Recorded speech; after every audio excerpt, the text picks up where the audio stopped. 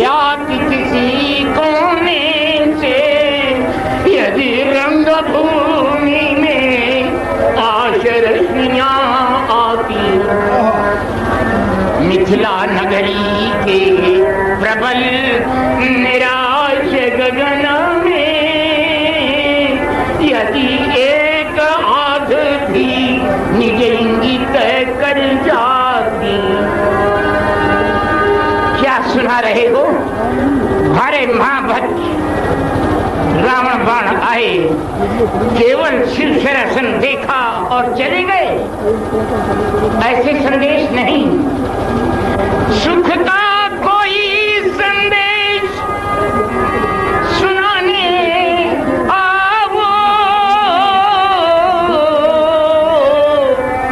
जाओ बंदी जाओ, प्रण को पुनः सुनाओ। कोई वीर ये न कह सके कि हमारे प्रण से अपरिचित है अथवा प्रण उसे स्पष्ट है। पुनः स्पष्ट करो।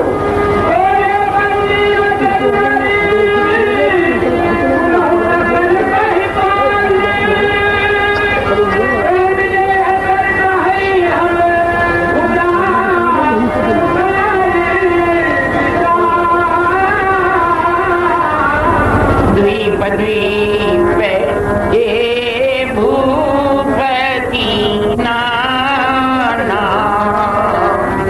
आए, सुनी हम जो प्रण जाना। देवदनुज धरी मनुज शरीरा, विपुल वीर आए राम धीरा।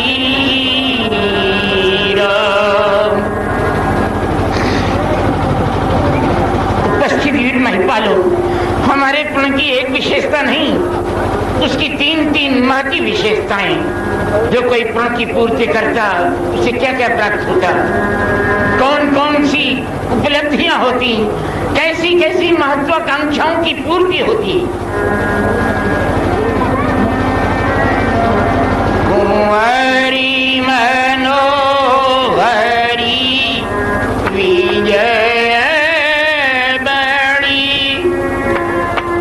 की जाती आती कमनी।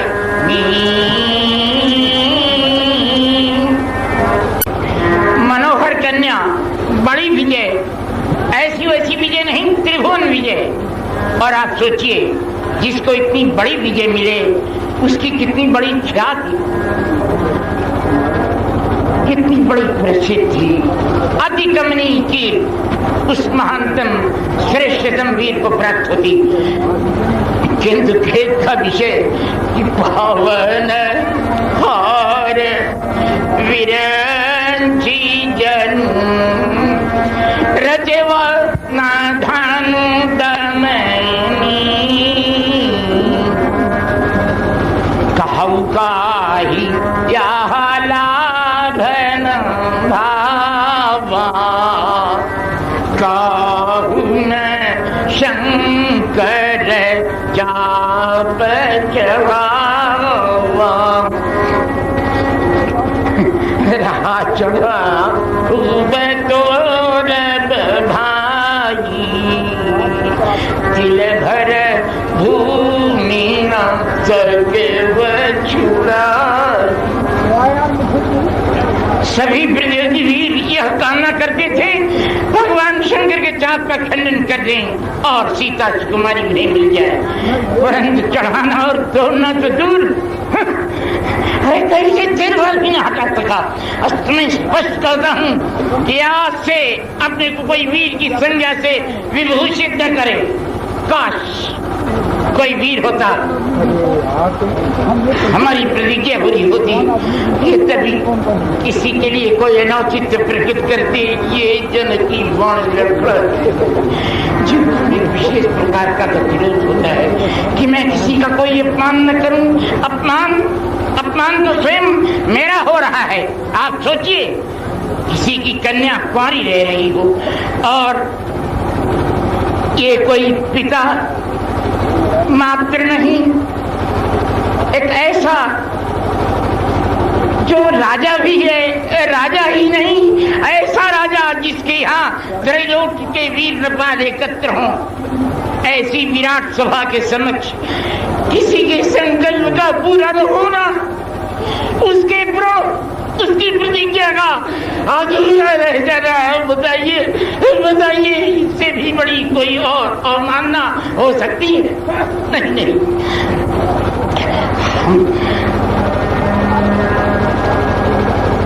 अब जानी को माखे भजमानी,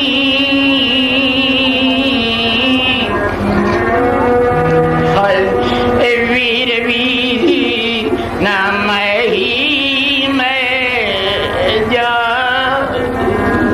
अब आप यहाँ क्यों बैठे हुए हैं? कौन सी आशा लगाए हुए हैं? क्या शेष रह गया है? काली यहाँ लाभनम भावा,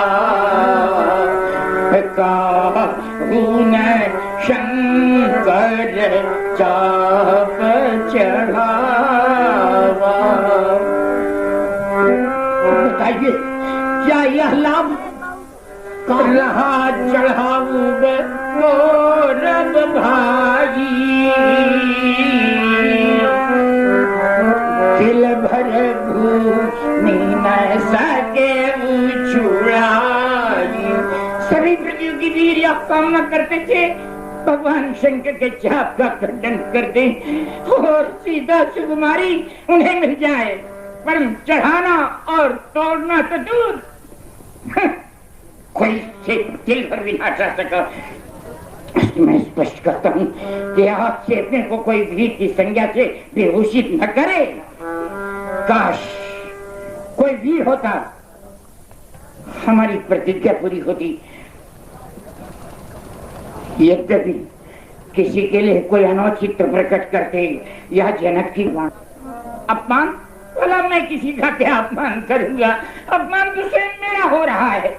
आप सोचिए, किसी की कन्या कुंवारी रह रही हो और यह कोई साधारण पिता नहीं, ऐसा पिता जो राजा भी है, राजा ही नहीं, ऐसा राजा जिसके यहाँ त्रैलोक के वीर नपाल एकत्र हों, ऐसी विराट सभा के समक्ष किसी के संकल्प का पूरा न होना, उसके प्रण, उसकी प्रतिज्ञा का अधूरा रह जाना। बताइए बताइए, क्या इससे भी बड़ी कोई और अवमानना हो सकती है? नहीं। अब जनी को माथे भजमानी, वीर वीर न ही मैं जानी। अब आप यहाँ क्यों बैठे हुए?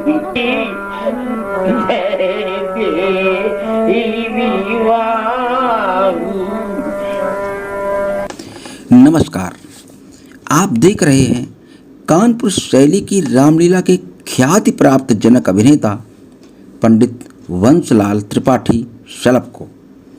पंडित वंशलाल त्रिपाठी शलभ न केवल शीर्षस्थ जनक अभिनेता रहे हैं, बल्कि इन्होंने इस अभिनय को एक नया आयाम भी दिया है।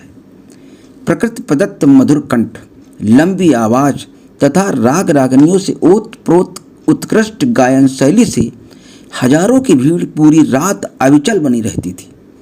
उसमें भी हिंदी और संस्कृत का उच्च स्तरीय ज्ञान पंडित जी के अभिनय में चार चांद लगा देता था।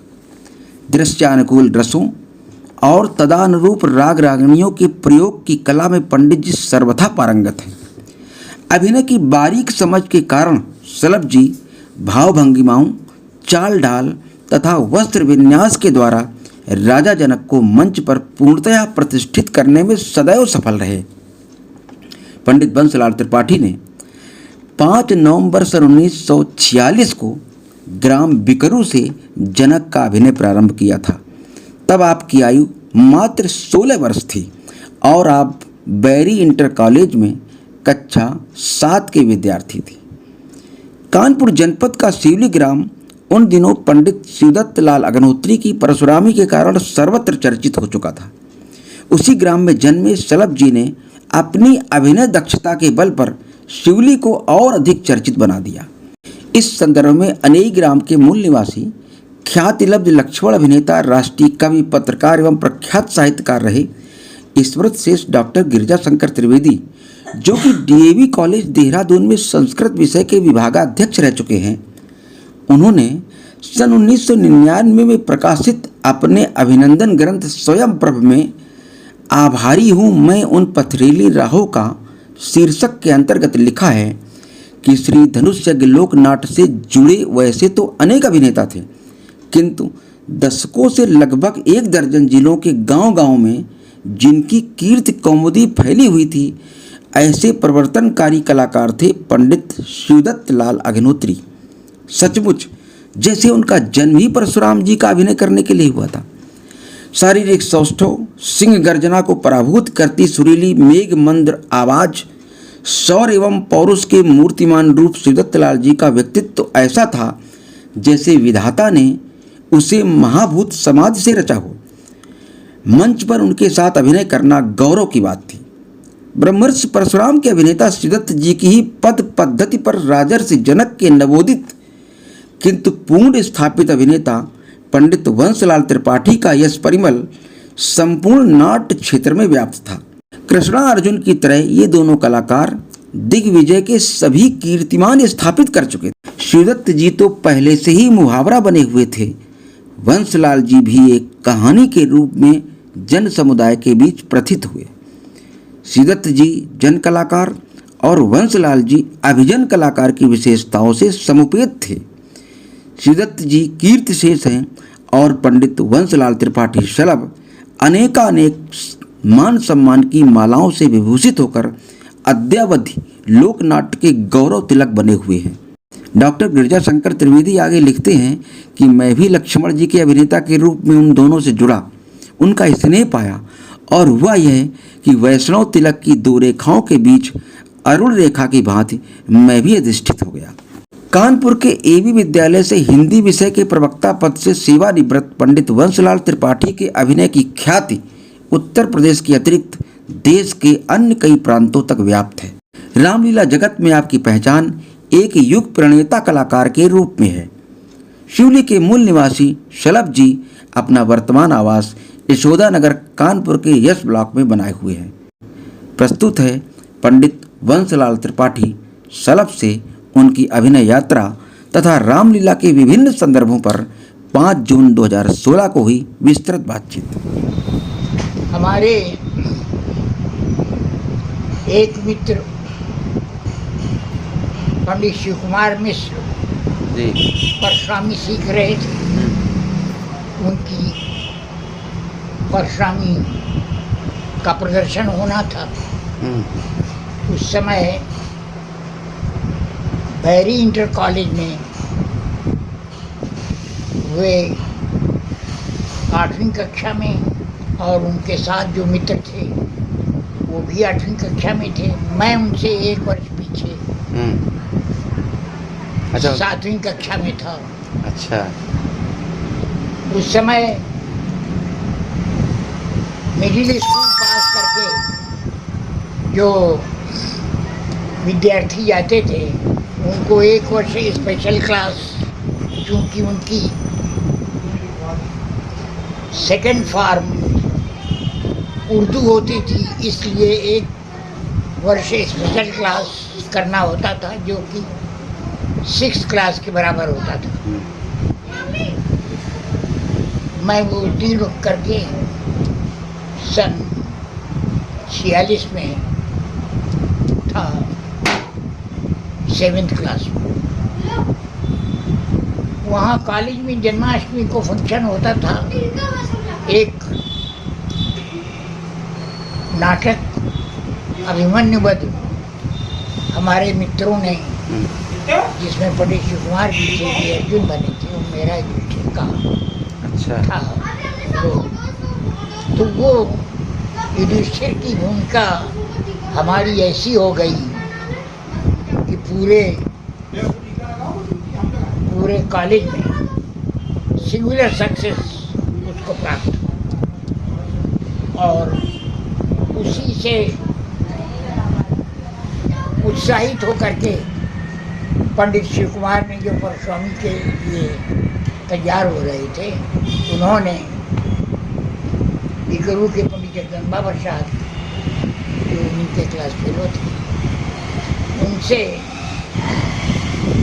उनको उत्साहित किया, प्रेरित किया कि अपने लोग धनुष्य की करें विद्यार्थी जीवन में, वो भी ये छोटे कक्षाओं में। हाँ, ये छोटी कक्षाएं में क्या जी। उसी यूनिट ने जिसने ये अभिमन्यु वध किया था, उसी यूनिट ने बिकरू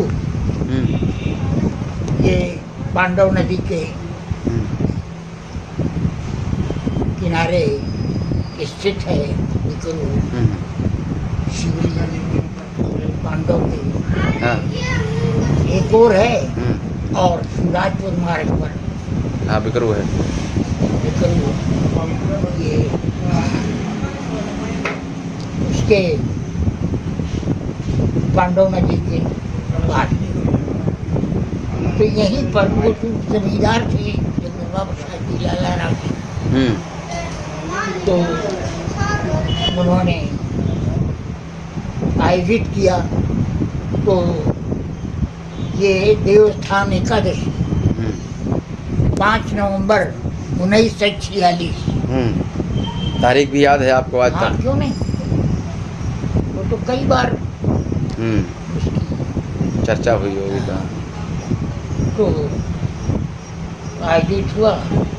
इसमें स्वरूपों वाला तो विषय नहीं हो पाया, उसमें तो ब्रह्म स्वरूप द्विवेदी लक्षण हो गया, और पंडित शिव कुमार जनक की भूमिका इन्हीं लोगों ने तय की हमारे लिए। अच्छा। क्योंकि युधिष्ठिर में अभिमन्यु वध के बाद जो कर्ण रस का अभिनय अच्छा प्रस्तुत हुआ, तो उससे ये लगा कि ये जनक के लिए सुटेबल कलाकार है। खैर वो हुआ भी यही कि वो अभिनय सफल हुआ, और लगभग 4 पदक हमको रजत पदक प्राप्त हुए। अच्छा, और सारी ये विद्यार्थियों की टीम थी कक्षा 7-8 में पढ़ने वालों की? 7-8 माने अंग्रेजी स्कूल की। हाँ, ये जो मिडिल पास करके जाते थे उनकी। अच्छा, क्या उम्र रही होगी उस समय? हाँ, वो 16 साल। 16 साल, हाँ, तो विद्यार्थी जीवन। हाँ। यहाँ से मिडिल पास किया सन 45 में जी, और उसके बाद 1 साल 46 में वो उत्तीर्ण किया। 46 जुलाई में 7th में आ गए। अगस्त में जन्माष्टमी के उसमें वो उत्सव हुआ, और इसके बाद नवंबर ये यहाँ बिकरू में हुआ पहला। वही कह रहे हैं, पूरी टीम जो थी परशुराम बनने वाले, लक्ष्मण बनने वाले भी ब्रह्मस्वरूप उसी वो एज ग्रुप के थे ना। वो जिन स्वरूपों को सोचा था वो किसी कारण सफल नहीं हो पाए। योजना तो पहले यही थी जी, वो गांव की थी। हाँ, तो वो सफल नहीं हो पाए। उसका कारण भी हुआ कि बात पूछ रहे हैं, बता दें। हुआ ये कि उस अभिनय के बाद 1-2 दिन बाद हमको ज्वर, और वो 106 तक पहुंच गया। अच्छा अच्छा अच्छा। प्रिंसिपल, लॉ वार्डन ये सब देखने आए। उसके बाद खबर भेजी गई जो बिकरू के ही महाराज के मिस में उन्हीं को भेजा गया। तो पिताजी हमारे और हमारे चाचा उनको साथ लेके आए, और फिर हमको जैसे डोली बनाई जाती है वैसे चारपाई खटोले को बना के और चले गए बैरी हॉस्टल से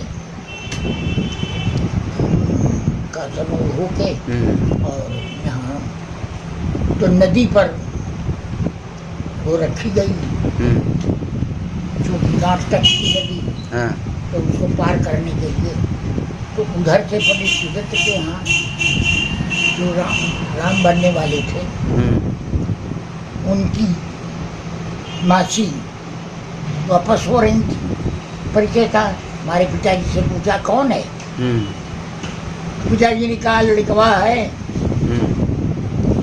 वो ड्रामा किया था बहेरी में, तो नजर लग गई।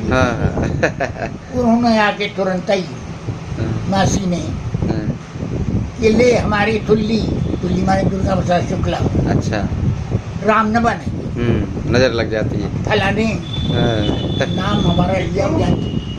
वो आया तो खटिया में लग के आओ, बहरहाल वो कैंसिल हो गया। अच्छा, उनका राम बन तो खटिया में लग के आओ, तो इस तरह स्वरूपों का तो पंडित शिव कुमार को ब्रह्मस्वरूप लक्ष्मण जो उस समय के प्रसिद्ध थे, बिल्लौर के, अच्छा, वही बने। उनको समझाया गया था। ये रिकॉर्ड तो नहीं कर रहे? हाँ, रिकॉर्ड हो रहा है, कोई दिक्कत नहीं। अच्छा, तो उनकी परशानी के लिए कहा गया था कि भाई ये नवोदित हैं, तो वो एग्री, सहमत थे। लेकिन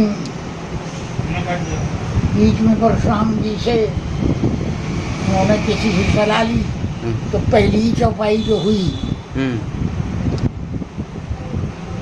बहुधनी तोरी लड़काइन कहूँ गोसाई, परशुराम जी ने उत्तर दिया गोसाइयों ने न दिया होगा। अच्छा, रोज न किया होगा, मैं गोसाई नहीं हूँ। तुरंत लक्ष्मण जी ने जो कि मनाए गए थे, उन्होंने उत्तर किया गोसाई नहीं, गोसाई, गो इंद्रिय, साई स्वामी, अर्थात जितेंद्रिय, महान योगी। बस यहीं से उन्होंने उत्तर आरम्भ किए, तो परशुरामी उनकी सफल नहीं हुई। अच्छा, लेकिन इसके विपरीत मेरा अभिनय जो है वो सर्वोत्तम हुआ। 4 पदक मिले और कैश पुरस्कार मिला।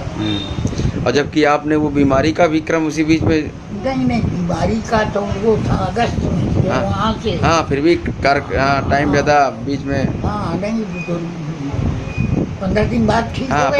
15 दिन का समय, उतने 106 बुखार झेल के शरीर आएगा। हाँ, तो उसका प्रभाव तो कहीं ना कहीं। हाँ, खैर नहीं, वो अच्छा, क्योंकि काफी समय मिल गया ना, ठीक होके चले गए। फिर इसके बाद से ज्वाइन किया गया। इसके बाद फिर इसके बाद 2-3 भूमिकाएं हुई जी। और सन 48 में फिर साकेत धाम शिल्पी से आरंभ हो गया। अच्छा, उसी श्रृंखला। और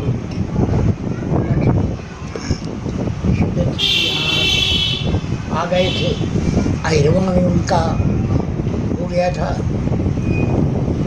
तो प्रधानाचार्य, तो उनसे भेंट, हम तब इंटरमीडिएट पास कर चुके थे, सन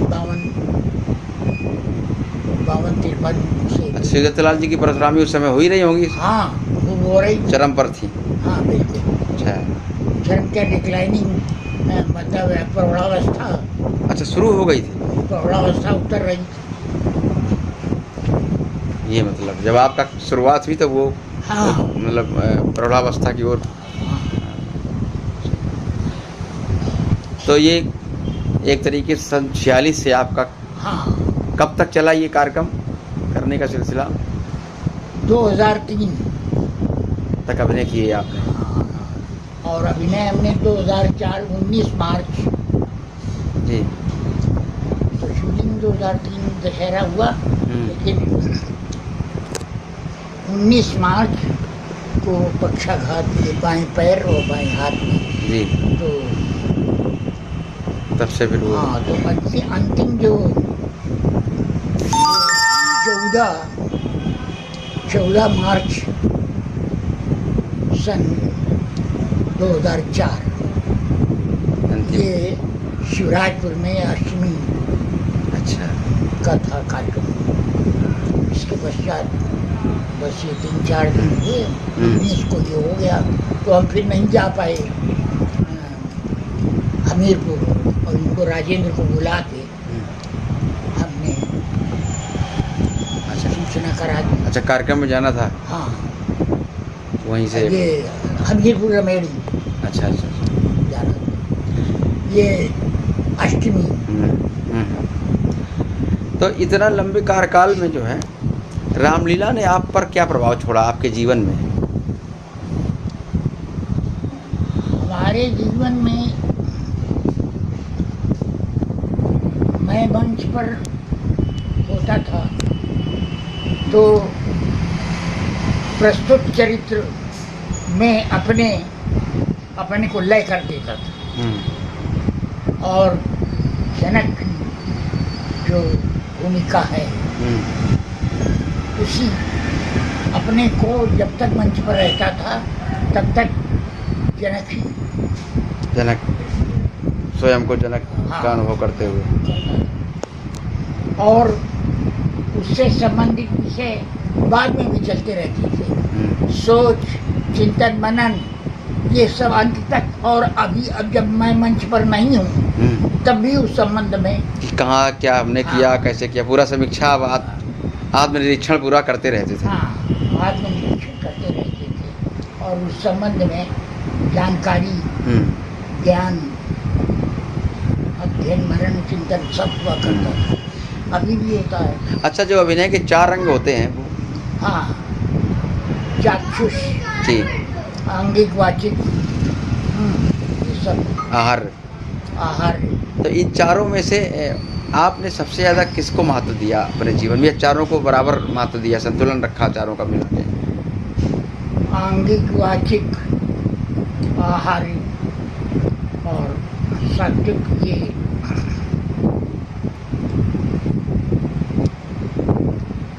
रामचरितमानस के जो निर्देश, जो आदेश होते थे उनका दृढ़तापूर्वक मैं पालन करता था, उनको अपने अभिनय में प्रस्तुत करता था। तो क्या रामचरितमानस का जो निर्देश है वो कहीं इन चारों अंगों के कहीं विपरीत भी जाता है क्या? नहीं, जब जैसी आवश्यकता हुई जी तब वो सब हुआ। बाकी अभिनेता इन सब चीज़ों का कितना ध्यान रखते थे जितना ये आपका अपना ध्यान रहता था कि मनन चिंतन बाद में हो और इन चारों चीज़ों का भी ध्यान रखा जाए, चारों अंगों का? ये विरल है, सब अभिनेताओं के बस की बात ये नहीं। कोई ना कोई छूट जाता है जंग। हाँ,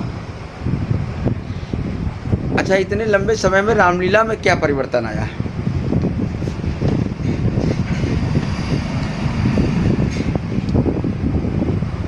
पहले जो भावुकता, जो लगाव, जी, जो दर्शकों की श्रद्धा आस्था थी, वो उसमें अब दर्शक श्रोता उस प्रकार के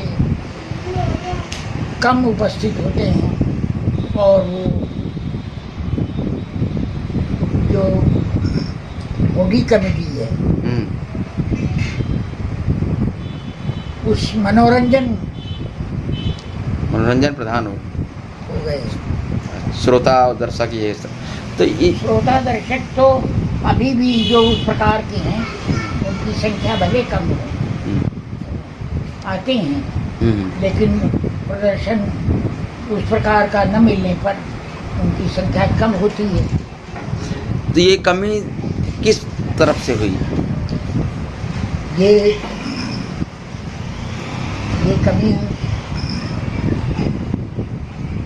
संयोजकों की तरफ से, इसलिए कि उनको चंदा एकत्रित होना होता है, तो जो दर्शक श्रोता जिस प्रकार की मांग करते हैं उस प्रकार के प्रदर्शनों को उन्हें स्वीकृति देनी पड़ती है व्यवस्था में, और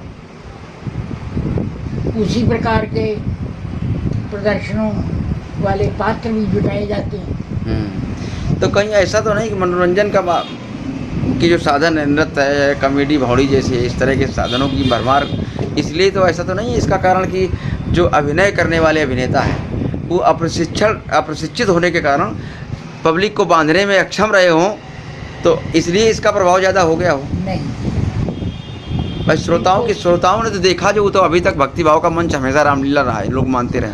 जब उस मंच से वो चीज़ें प्रस्तुत की गई जो उसका अंग नहीं थी और वो मनोरंजन था, मन का रंजन करने अतिरिक्त, और जो आत्मरंजन की चीज़ें थी वो अपना प्रभाव छोड़ने में अक्षम रही, तो मनोरंजन का प्रधानता होना स्वाभाविक है। नहीं, वो प्रसंग ही जब प्रस्तुत नहीं होंगे जी जी, तो वही इनका प्रभाव कैसे होगा?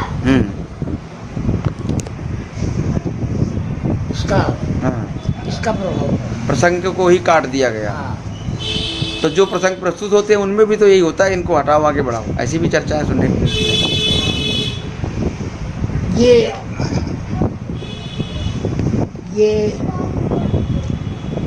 उन पर निर्भर करता है जो लीला कराने वाले हैं, जो उसके संयोजक हैं, वो यदि उस स्तर के नहीं हैं वही स्वीकार कर सकते हैं। ये परिवर्तन जहाँ शुद्ध जी लीला अभी भी होती है, कई स्थान ऐसे हैं जहाँ पे होती है, वहाँ उस प्रकार के प्रदर्शन को कोई प्रोत्साहन नहीं मिलता, तो वहाँ लीला का प्रभाव विशेष रहता है अभी भी, चाहे वो संख्या भले कम है, पर है, उन प्रदर्शनों की संख्या भले कम है। तो इस तरह से रामलीला का भविष्य क्या है?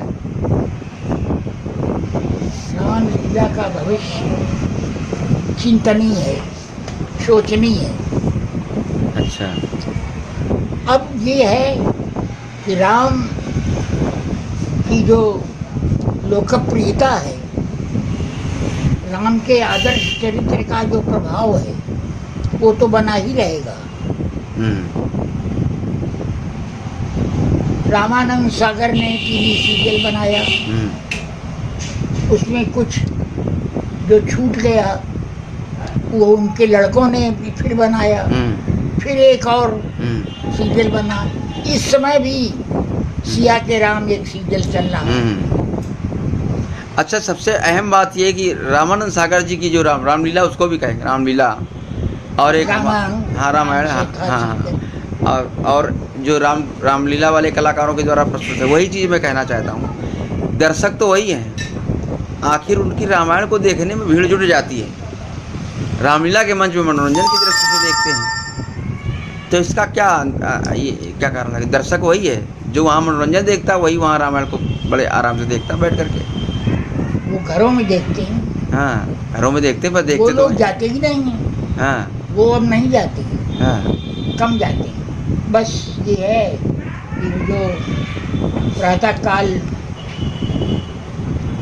परशुरामी वाले भाग को देखने पहुंच जाते हैं, और आरंभ में जो है वो देखते हैं।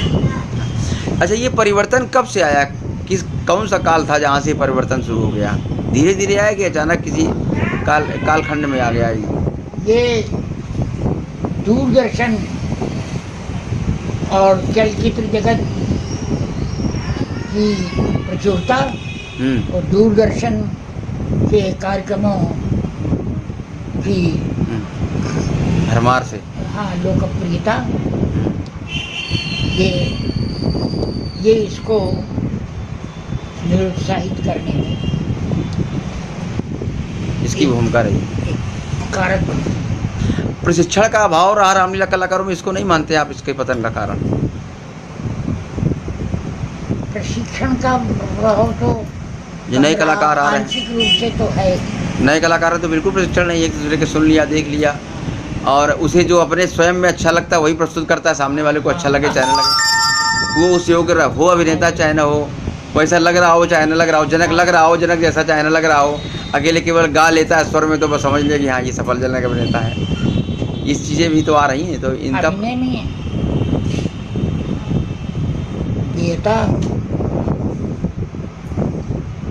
तो कथोपकथन और संवादों में जी तो प्रस्तुतिकरण में संगीत नहीं है, वो से संगीत का प्रभाव जहाँ है हाँ। वो प्रभावित तो करता है। अब ये- संगीत जोड़ा इसीलिए गया कि उस प्रभाव को बनाए रखे। हाँ। अब इन्हें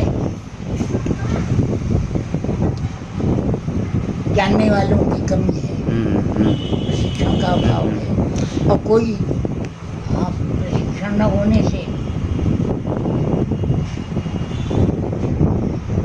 अशिक्षित, अल्पशिक्षित, अर्धशिक्षित कलाकार उनसे क्या भाषा करते हैं? वो अपना कथ्य ही नहीं समझते हैं, अपने आप को नहीं समझते क्या है, क्या उनको करना हाँ, है। जो वो खोटा पहनते हैं उसको नहीं जीते हैं, हाँ वर्तमान में आ जाते हैं, जनता के चरित्र करते हैं। हाँ हाँ। अच्छा, ये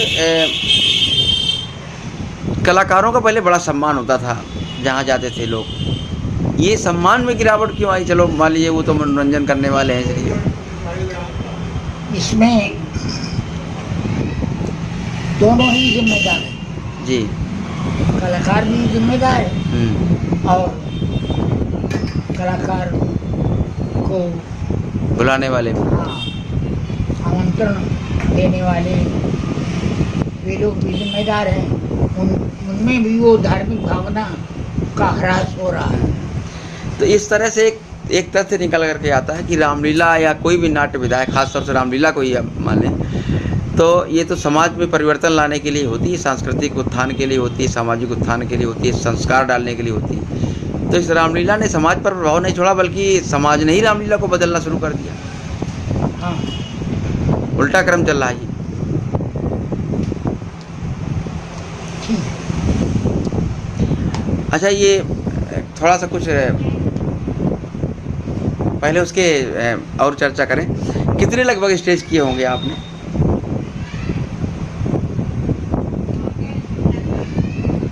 एक अनुमान के हिसाब से। हाँ,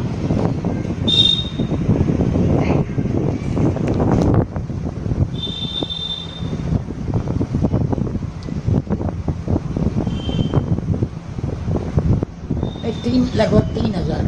3000। अच्छा, जनक का अभिनय आपने इसलिए शुरू किया क्योंकि आपके साथ के लोगों ने वो युधिष्ठिर का अभिनय देखकर उसका निर्धारण कर दिया। बाकी आपके अपनी सोच में कौन सा अभिनय बेटर था जो आपको लगता हो कि ये अभिनय मुझे करना चाहिए, जिसने आकर्षित किया हो? नहीं, हमारी जो विचारधारा उसके अनुसार ये पात्रता जनक का अभिनय जी उपयुक्त था। जी जी। और अभिनय हमने परशुराम का भी किया है। अच्छा। किंतु वो लक्ष्मण किला में किया है। ये कब किया था? अयोध्या में। अयोध्या में? हाँ। अच्छा। ये किया। एक बार पंडित सुगत के विलंब से पहुंचने पर हमको बुलाया गया तो एट रैंडम मतलब किया मैंने। अच्छा अच्छा। लेकिन उसको इतना पसंद किया गया क्योंकि वो मौलिक रामचरितमानस का ही आधार बना के हम कुछ और इसको अपने अन्यत्र और कहीं न करने का कारण ये था कि जो शारीरिक सौष्ठव जो परशुराम के लिए आवश्यक है तो उसकी कमी कहीं ना कहीं लग रही। इसके कारण हमने उसको निरंतर रखने की कोई इच्छा नहीं। फिर भी किसी अभिनय ने आकर्षित किया।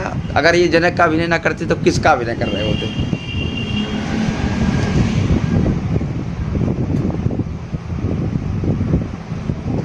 या आई गई बात पुरानी हो गई तो वो विचार में भले न चल रही हो। हाँ, ऐसा ही। हाँ। कोई और, क्योंकि स्वरूपों की उस समय एक निश्चित आयु तक ही करने का वो था। कहा गया था किसी समय। अच्छा। पिताजी ने कहा कि नहीं, स्कूल कॉलेज की बात और है और इसमें विद्यार्थी रहते हैं। ये सब नहीं। आदेश नहीं दिया। हाँ, तो फिर वो विचारधारा वहाँ से हाँ, अपने आप ऐसे समाप्त स्वरूप का खत्म हो गया हुआ, मतलब आकर्षित हमने किया। प्रयास भी नहीं किया। अच्छा अच्छा अच्छा अच्छा अच्छा। अब ये थोड़ा सा रामलीला पर चर्चा करें। कानपुर की रामलीला के संदर्भ में कुछ बताइए आप, कहाँ से इसका इतिहास शुरू हुआ, किसने ये जो व्यावसायिक मंडलियाँ शुरू हुई हाँ। इस तरह का? व्यावसायिक मंडलियों में रघुवंश रामलीला मंडल, पंडित कन्हैयालाल इसके जी संयोजक थे। पंडित रूपराम त्रिपाठी जी। इसके पहले से कर रहे थे। अच्छा, मतलब तो कन्हैयालाल जी के पहले रूपराम जी थे? हाँ, जी। उस समय उनके लड़के बालकृष्ण को स्वरूप तैयार पंडित कन्हैयालाल ने किया था। अच्छा। और बाद में उनकी तीसरा मंडल राम बहादुर, जो पहले कन्हैयालाल के ही मंडल में थे, उन्होंने प्रभाकर रामलीला नाटक समाज अच्छा के बैनर से किया। और एक राम बरन थी, उन्होंने किया। इसके पहले राम रतन यहाँ अच्युतानंद पार्क में इनकी भी मंडली थी। अच्छा। यहाँ द्वितीया विसर्जन अमावस्या के बाद द्वितीया को धनुष हुआ करता था। तो इस प्रकार से ये 4-5 मंडलियाँ। जनक किसको माना जाए व्यावसायिक मंडलियों का? व्यावसायिक मंडलियों में एक जनक पंडित कन्हैयालाल के यहाँ थे, राम भरोसे। नहीं, जनक माने शुरुआत करने वाला। अच्छा। व्यावसायिक मंडली देन। हाँ, वो पंडित ज्वाला प्रसाद। ज्वाला प्रसाद जी सबसे पुराने थे, हाँ। जिन्होंने इस तरह की एक कार्यक्रम शुरू किए मंडली। और ध्रुपद के वो गायक भी थे। अच्छा, क्या कालखंड और दंपति प्रिया के नाम से हाँ, रचना भी करते थे। ये थोड़ा बहुत साहित्य है। कालखंड कब? ये कालखंड 47 के पहले तक का है। अच्छा, तो ये जो ज्वाला प्रसाद जी का जी 150-200 साल पुरानी जो रामलीला है, तो इनके मूल में क्या वहीं के स्थानीय कलाकारों का ही क्रम रहा पहले? नहीं, स्थानीय कलाकारों का वो मंडली पंडित ज्वाला प्रसाद यूँ तो सरसौल के थे, पर व्यापक रूप से भिन्न भिन्न स्थानों के भी। और उस समय पात्र रहते थे, उनको जो है उनका खान पान सभी कुछ। हाँ, और व्यावसायिक मासिक कुछ ना कुछ देते होंगे उस तरह की। तो ज्वाला प्रसाद का 40 साल से 40वीं सदी के उसके पहले रहा होगा, दशक से पहले। हाँ। तो 1900 के आसपास या 1890 के आसपास। हाँ। इसके पहले की जो रामलीलाएं होंगी, उनके बारे में कुछ कैसे निर्धारण होगा कि उनके कलाकार कैसे होते होंगे? वो पहले झांकियों की लीला थी। अच्छा। चौकियों पे एक और राम लक्ष्मण, उसके अपोजिट किशोरी जी का, सीता जी का जी, एक और व्यासपीठ, एक और धनुष की वेदिका, एक और जनक जी, ये बीच में पूरा सजाया जाता था। और उस समय कपड़े के थान से पंडाल बनता था। बाद में शामियाने लगे और पर्दे और ये पारसी थिएटर का प्रभाव जब आरंभ हुआ, तब पर्दे।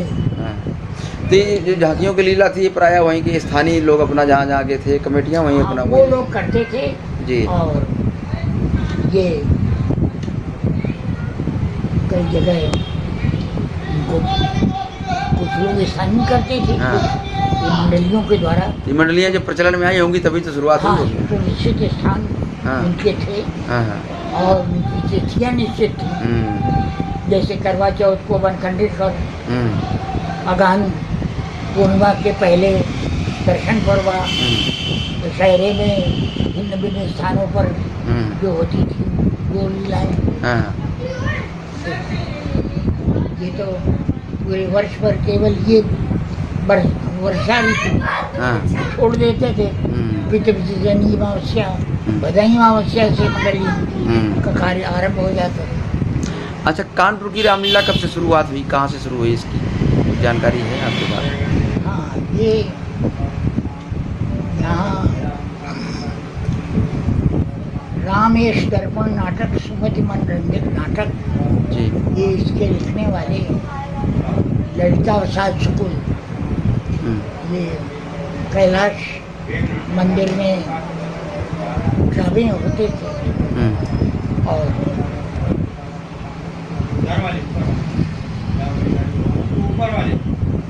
ये यहाँ रामलीलाएं, परेड की रामलीला, रेल बाजार की रामलीला जी, फिर बाद में शास्त्री नगर, आज कमला नेहरू पार्क,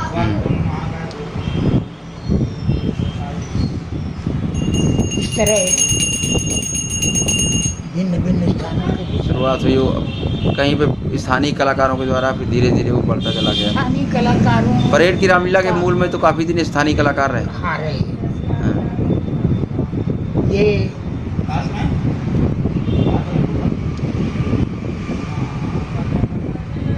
सन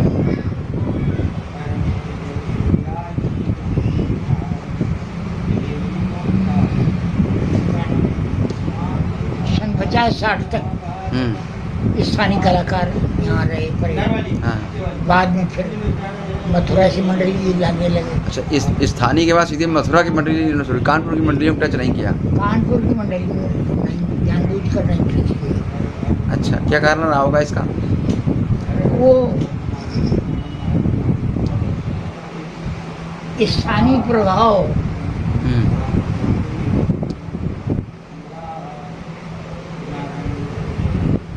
अनुशासन को प्रभावित न करे।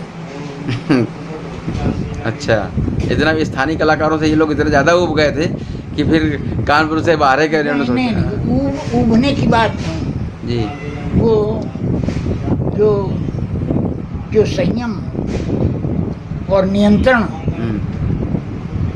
जो मर्यादाएं चाहते हैं रामलीला के द्वारा जी, उनमें नैरंतर्य बना रहे, इसलिए। तो ये तो मर्यादित जो कानपुर की 50-60 के दशक की मंडलियाँ थी, इनमें तो लगभग काफ़ी अनुशासन रहता था। हाँ, तो उनके अनुकूल फिर भी नहीं उनको लगा होगा। उनको कुछ जी, चीज़ों की कमी। अच्छा, ये कानपुर का धनुष भंग इतना ज़्यादा 4-5 जिलों में क्यों चर्चित हो गया, कैसे चर्चित हो गया? इसके बाकी, जबकि बाकी रामलीला के तो बहुत सारे अंग हैं, बहुत सारे उसमें प्रसंग हैं, पर ये लक्ष्मण परशुराम संवाद जो है जी, ये अधिक प्रभावी हो गया। हाँ, ये अधिक लोकप्रिय। इसकी लोकप्रियता का श्रेय किसको दिया जाना चाहिए? क्यों लोकप्रिय हुआ? बाकी लक्ष्मण परशुराम संवाद तो हर जगह होता है, मथुरा वाले भी करते हैं, अन्य जगह के भी लोग करते हैं, पर वो प्रभाव जो कानपुर के लक्ष्मण परशुराम संवाद का प्रभाव रहा, ये अपना पहचान अलग से बनाई और उसके कारण धनुष के पूरा चर्चित हो गया।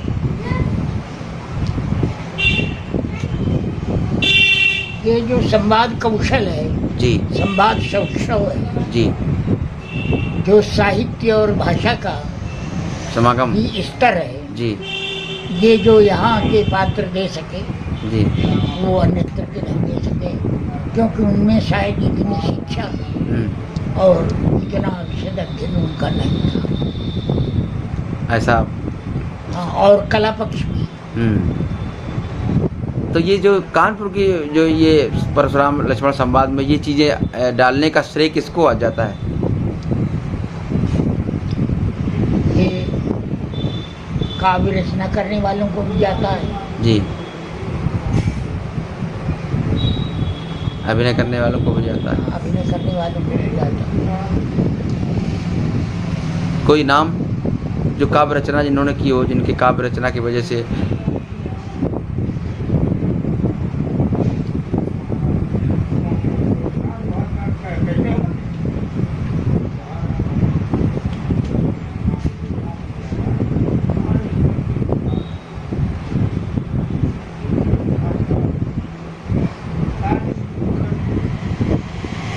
भिन्न भिन्न।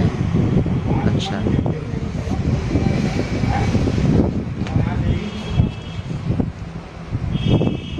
कई बार तो जो लक्ष्मण तैयार करते थे वही थोड़ा बहुत रच लेते थे और कुछ पहले का स्थापित होता था वो सब मिलाकर। अच्छा, ये जो गद्य संवाद शुरू हुआ काव्य के साथ, काव्य का तो ये रचना कवियों ने कर दी, संवाद शुरू हो गया तो उसमें पात्र को ज़्यादा उसकी ज़रूरत नहीं थी, केवल अपने अभिनय पर ध्यान देना होता था, याद करना होता था। ये जो गद्य का संवाद शुरू हुआ, ये किसकी देन है? ये किस परशुराम लक्ष्मण के को श्रेय इसका जाता है?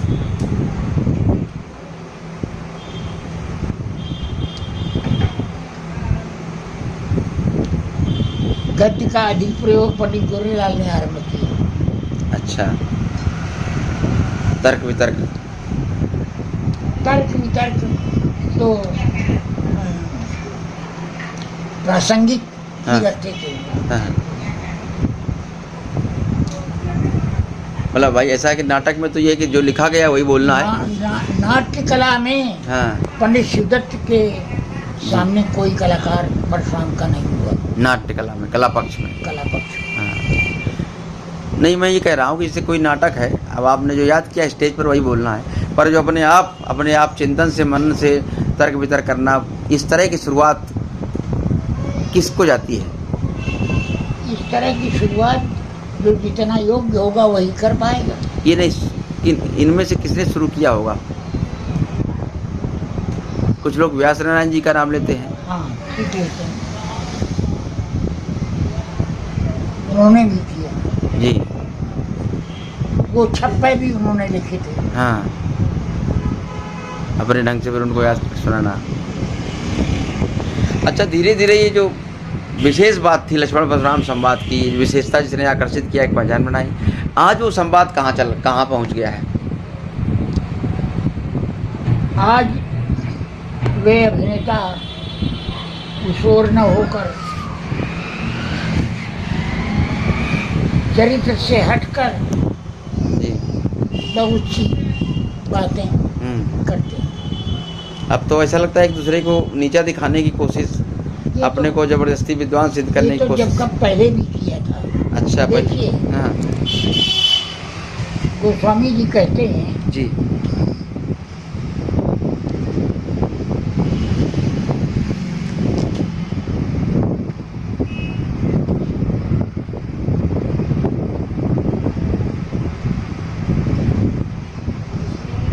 मन कामना सिद्धि नर पावा,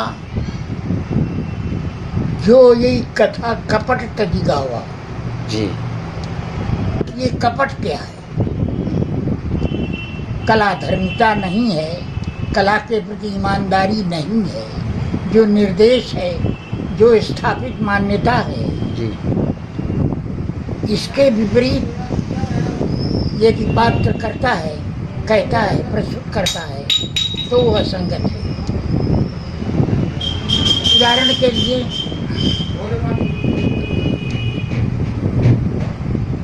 जो नीचा दिखाने की बात आपने कही जी, तो इस संदर्भ में परशुराम जी लक्ष्मण जी से कहते हैं, गुरुगृह पढ़ने गए रघुराई, अल्पकाल विद्या संपाई। तो रघुराई गए, हाँ, लक्ष्मण तो गए नहीं। ये एक प्रकार का कपट है। जहाँ अर्थ का अनर्थ है, जहाँ बड़ा भाई जा रहा है वो तीनों भाई वहाँ जा रहे हैं, ये स्वयं मान लेना चाहिए। इसी प्रकार वो तब प्रभु ऋषि समेत नहाए। लक्ष्मण कहते हैं किनारे खड़ा रहा, नहाया नहीं। एक ये कपट ही तो है। एक और इसी प्रसंग अभी इस समय चर्चा में ज़्यादा चल रहा है कि ये हुआ कि धनुष तोड़ने वाले ने तो गुरु के आदेश का पालन किया है, तो उधर से तत्काल प्रश्न उठता है कि गुरु का आदेश अगर उसने पालन किया होता तो विगत दिवस गुरु आए भाई संध्याकरण चले दो भाई, और प्राची दिशा सुए सुहावा। संध्या करने का कोई प्रमाण ही नहीं, संध्या तो की नहीं गई, आदेश गुरु का माना ही नहीं गया, तो किया क्या गया। तो अब यहाँ तक किसी ने कहा कि वो तो कुछ और ही करते रहे, कुछ ने मर्यादा और तोड़ी तो उन्होंने कह दिया तो लोभड़ी करते रहे। यहाँ तक बातें हो रही, इसको किस रूप में लेंगे, कहाँ ये पहुँचाना चाहते हैं इस लोक संवाद को।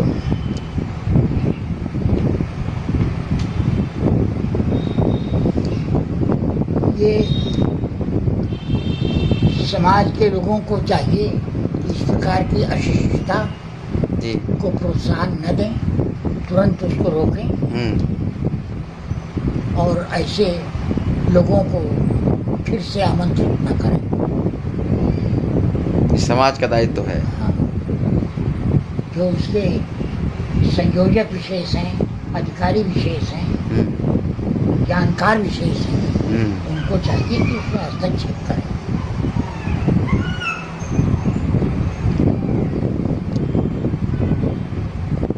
जब संवाद का ये क्रम हो रहा धीरे धीरे, ये लगभग हर मंचों पर ऐसा होने लगा है, अब इसी तरह की बातें उठने लगी हैं, विवाद की स्थितियां हैं, तो कहीं ऐसा तो नहीं कि जो विशेष पहचान कानपुर की बनी है इस रामलीला की, तो इस पर भी ग्रहण लगने की स्थिति आ रही है। निश्चित संख्या कम होने लगी कार्यक्रमों की। जी, संख्या तो है, उसको कई रूप में लोग कराते हैं, कहीं राजनीतिक प्रभाव से, कहीं किसी कारण से, हाँ, कहीं समाज में अपना अपना प्रभाव बढ़ जाने के लिए तो समितियां आयोजित कर रही हैं, पर इस पर नियंत्रण नहीं लग पा रहा है।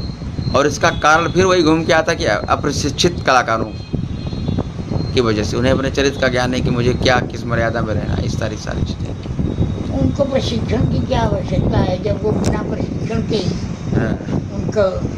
उनकी पूछ होने लगती है जी, तो उधर ध्यान ही नहीं जाता कि प्रशिक्षण का तो यहाँ कोई वही नहीं रहा, जहाँ स्थान विशेष के ही लोग जो सिखा दें, जो बता दें, जो वो देखकर सीख लें, वही चला। और जन्मजात जो गुण होते हैं वो होते हैं अति हरि कृपा जाई पर हुई जी, पाँव दे अच्छा। दूसरा तो अब हरि कृपा को मानने वाले ही नहीं है। कई बार तो प्रसंग से हटकर के भरे चरित्र पर भी संवाद होने लगा है, लंका के एक प्रकरण पर संवाद होने लगा है। ये करने वालों को चाहिए, ये तो बहुत विकृत स्वरूप आप बता रहे हैं जी, लेकिन बुलाने वाले ऐसे कलाकारों को बराबर बुलाते हैं उन्हें, और जो मुँह का पैसा भी उन्हें मिलता है। सबसे अहम बात तो ये है कि जो सुनने वाले हैं उनको पसंद आता है, तभी तो सुनाया जा रहा होगा। समाज का दायित्व है। हाँ, समाज ही पैसा ही नहीं, मुँह मांगा पैसा देते। समाज ही विकृत हो रहा है जी, उसको विकृतियाँ पसंद आ रही हैं, विसंगतियाँ, असंगतियाँ। ये तो विकृतियों की चर्चा हो गई। अब एक और चीज़ है, इतने अनुभव के बाद में सामाजिक समरसता के मामले में रामलीला कहाँ खड़ी है?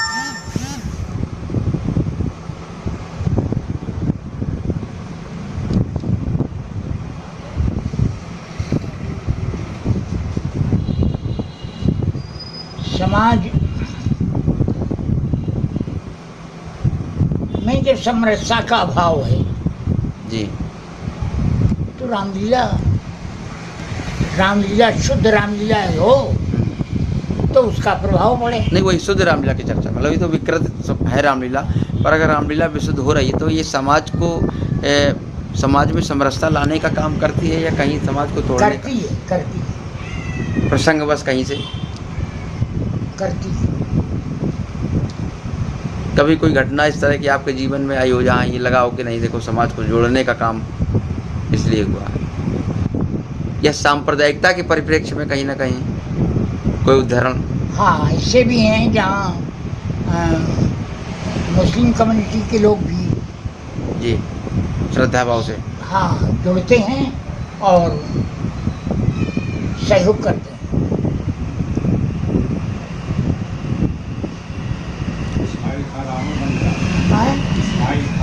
हाँ जी। इंडिया हाँ इंडिया के आगे। अच्छा, कभी कोई आपके यादगार में कभी कोई घटना ऐसी घटी कि जिसने रामलीला की वजह से सांप्रदायिक तनाव बढ़ गया शहर में या कहीं पर भी? नहीं, वो तो जब रामलीला और दशहरा साथ साथ पढ़ते हैं दशहरा और मुहर्रम वगैरह। हाँ। हाँ। पर कभी उसने विकृत रूप नहीं लिया होगा? नहीं, नियंत्रण कर दिया जाता है। अच्छा, और एक आध घटनाएं हो जाती हैं पूरे प्रदेश में। तो अब अभी देखिए जी ये क्या जवाहर बाग का मथुरा में। हाँ मथुरा में हुआ। वो तो और मथुरा धार्मिक नगरी है, हाँ, वहाँ ये हुआ। हाँ, तो अवैध कब्जेदारों का संघर्ष हो गया। अच्छा, शिवली की रामलीला के बारे में बताइए, कब से इसने यहाँ कब से शुरुआत हुई इसकी और किस ढंग से? शिवली की रामलीला अनुष्ठान परक रामलीला। अच्छा।